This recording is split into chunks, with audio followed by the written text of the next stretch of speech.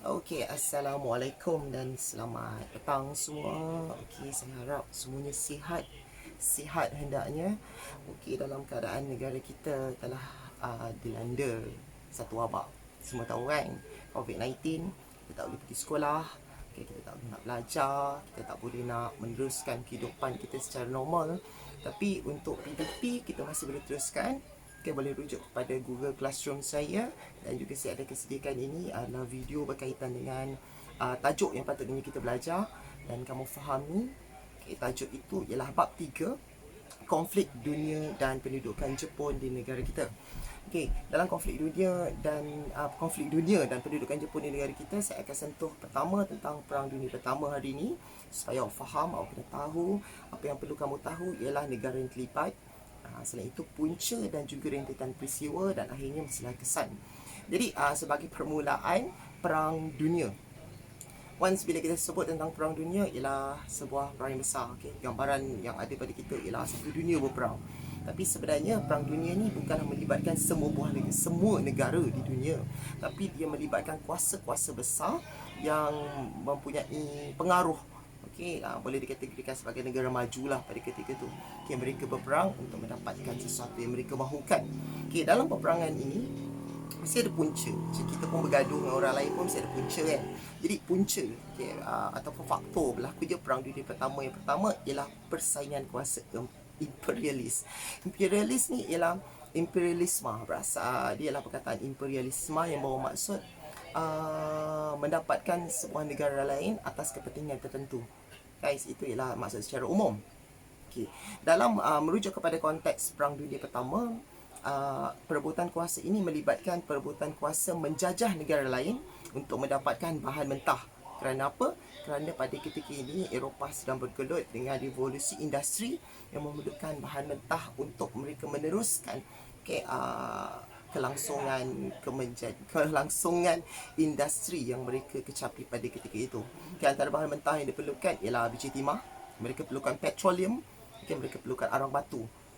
Dalam masa yang sama juga, wujud negara di Eropah yang menjalankan imperialis ni adalah untuk melakukan persaingan, berebut untuk memperluaskan tanah jajahan masing-masing.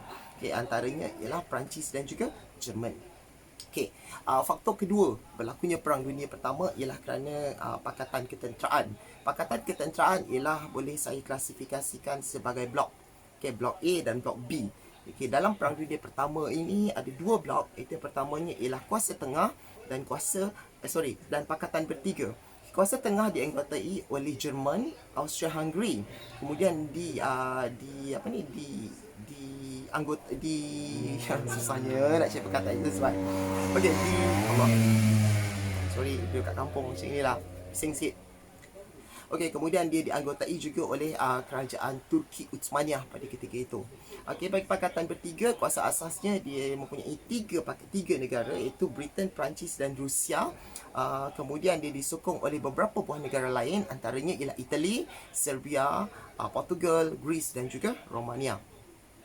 Dalam Pakatan Ketenteraan ni, apabila wujud Pakatan Ketenteraan, maka wujudlah tidak kestabilan politik dalam kalangan negara-negara besar.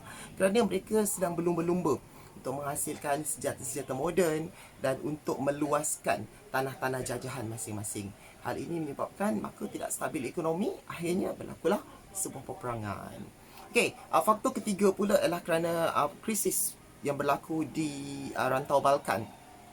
Apabila Austria-Hungary dan juga Serbia mempunyai masalah pertegangan pendapat, tapi mempunyai lebih kepada permusuhan antara Austria-Hungary dan juga Serbia, kerana Austria-Hungary menuduh Serbia menghasut rakyatnya untuk hidup bebas, tak nak duduk di bawah jajahan Austria-Hungary. Dan kepuncak cerita di Balkan ini apabila berlakulah pembunuhan Archduke Ferdinand dan isterinya oleh seorang pemuda Serbia. Maka itulah kemuncak kepada berlakunya Perang Dunia Pertama. Kita tengok rentetan peristiwa. Yang pertamanya, apabila Archduke dibunuh. Archduke, ada yang panggil Archduke. Macam kataan pun kan. Ferdinand mati dibunuh. Maka Austria-Hungary marah kerana itu ialah pewaris tahta kerajaan Austria-Hungary.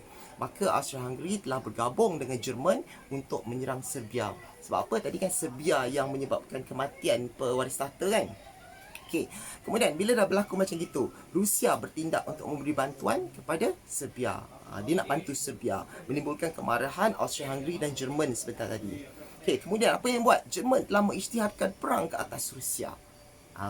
Okey, kerana Rusia bantu Serbia, maka Jerman nak serang Rusia. Dalam masa yang sama, Jerman juga telah menyerang rakan sekutu Pakatan Bertiga iaitu Perancis. Dia tak serang melalui pintu depan, dia serang melalui sebuah negara lain pintu belakang iaitu Belgium. Dia masuk Belgium, melalui Belgium dia masuk ke arah Perancis dan menyerang Perancis. Dalam masa yang sama, bila dah berlaku serangan daripada Jerman, maka Rusia, Perancis dan juga Britain telah bergabung untuk menyerang Jerman. 3 lawan 1 sekarang tau. Bila 3 lawan 1, kita tengok kepada rakan sekutu kuasa tengah yang lain iaitu Turki Uthmaniyah. Turki Uthmaniyah masih terus memihak kepada kuasa tengah dan Itali tetap menyokong Pakatan Bertiga. Dalam masa yang sama, penghujung cerita apabila 3 lawan 1 tadi, siapa 3 tadi? Britain, Rusia dan juga Perancis menyerang Jerman kan. Mereka hampir kalah, maka dia dibantu oleh satu kuasa lain iaitu Amerika Syarikat yang akhirnya berpihak kepada Pakatan Bertiga. Bila 4 bergabung lawan 1, rasa siapa yang menang? Jadi for sure lah kan Jerman kalah. Jadi the finally is penglibatan Amerika Syarikat menyebabkan Perang Dunia Pertama ini ditamatkan.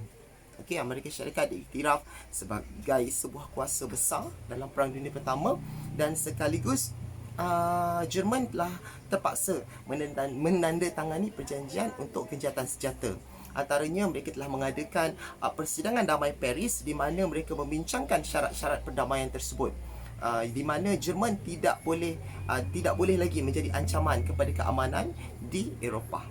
Dalam persidangan ini juga mereka menyentuh 2 prinsip, iaitu pertamanya ialah penentuan nasib sebuah negara ditentukan oleh rakyat dan yang kedua ialah sempadan berasaskan bangsa. Dalam masa yang sama juga mereka telah menandatangani perjanjian Versailles, iaitu Jerman lah yang terpaksa menanggung semua sekali kerugian dan sebagainya di dalam Perang Dunia Pertama. Antara isi perjanjian ini ialah pertamanya tanggungjawab terhadap semua kemusnahan yang berlaku dalam Perang Dunia Pertama diletakkan ke atas Jerman. Jadi Jerman kena membayar pampasan kepada negara-negara terlibat iaitu negara-negara kuasa bertiga. Selain itu, Jerman perlu mengecilkan bilangan tenteranya supaya tidak terlibat dengan mana-mana sesi peperangan yang lain di masa akan datang. Dalam masa yang sama, yang menyebabkan Jerman marah apabila semua tanah jajahan dan juga wilayah takluk Jerman terpaksa dipecahkan dan diserahkan kepada Pakatan Bertiga. Nampak macam berat sebelah kan? Kenapa Jerman kena tanggung seorang-seorang? Kenapa bukan Austria-Hungary? Kenapa bukan Bulgaria ataupun Turki Uthmaniyah? Tapi sebabkan Jerman ni kepala main dia, maka Jerman kena menanggung semua. Negara-negara lain juga mendapat impak. Impaknya kita nak tengok dekat mana, kita pergi kepada kesan. Pertamanya, institusi beraja musnah. Sebelum Perang Dunia Pertama, banyak negara-negara mempunyai institusi beraja. Means diorang ada raja.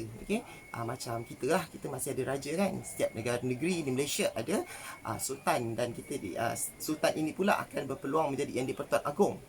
Jadi macam itulah. Tapi di negara-negara Eropah banyak telah terhapus apabila Perang Dunia Pertama tamat. Antaranya Jerman, Austria-Hungary, Rusia dan juga kerajaan Turki Uthmaniyah di bawah kepimpinan Sultan Mehmed. Kalau tak Sultan Mehmed telah pun digulingkan. Mahmud telah digulingkan oleh Mustafa Kamal Atatürk. Yang kesan kedua ialah kemunculan negara-negara baru apabila banyak negara-negara telah pun dipecahkan. Negara jajahan dipecahkan menjadikan lahirlah negara baru, antaranya Austria, Hungary. Dulu Austria-Hungary satu negara. Tapi selepas Perang Dunia Pertama, negara itu dipecahkan kepada dua, jadilah Austria-Hungary. Ada Poland, ada Yugoslavia, ada Estonia. Contoh kita tengok dalam kerajaan Turki Uthmaniyah sendiri dipecahkan. Adanya Syria, adanya Iran. Yang paling ketara sekali, kesan peperangan di mana-mana pun sama, akan berlakulah kematian dan kehilangan harta benda serta infrastruktur awam. Jadi tajuk ni perlu kamu kuasai. Okey, saya akan sediakan beberapa soalan dan refleksi nanti dalam Google Classroom. Okey, pesanan akhir pada saya, besok saya akan upload lagi video berkaitan dengan Perang Dunia Kedua pula. Sila tengok, fahamkan konten dia. Okey, saya harap kamu dapat apa yang hendak saya berikan. Jaga diri, stay at home. Okay, jangan keluar kalau tak ada keperluan, duduk di rumah sahaja. Okay, kita jumpa di masa yang akan datang untuk tajuk yang berikutnya, Perang Dunia Kedua. Okay, stay tune. Assalamualaikum. Bye.